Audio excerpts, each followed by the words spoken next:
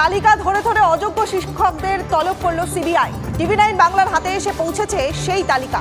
সূত্রের খবর, কিভাবে চাকরি পেলেন, কাকে টাকা দিয়ে চাকরি, অযোগ্যদের থেকে এই সব জানার চেষ্টা করবেন তদন্তকারীরা।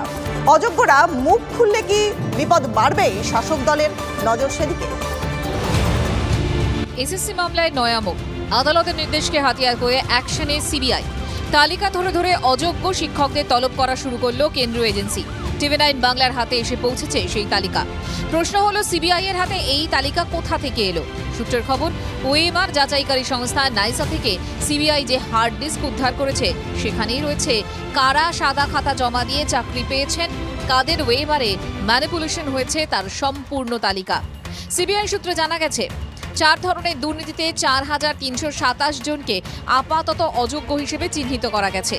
সেই অযোগ্যদের মোট 6টি তালিকা তৈরি করা হয়েছে।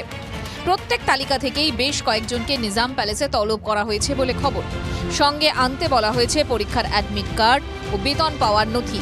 গোয়েন্দাদের কিছু কড়া প্রশ্নের মুখে পড়তে হতে পারে অযোগ্যদের, যেমন কোথাও নাম নেই, কিভাবে চাকরি পেলেন, কাকে টাকা দিয়েছিলেন। এই প্রশ্নোত্তর পর্বে আরও কোনো বড় নাম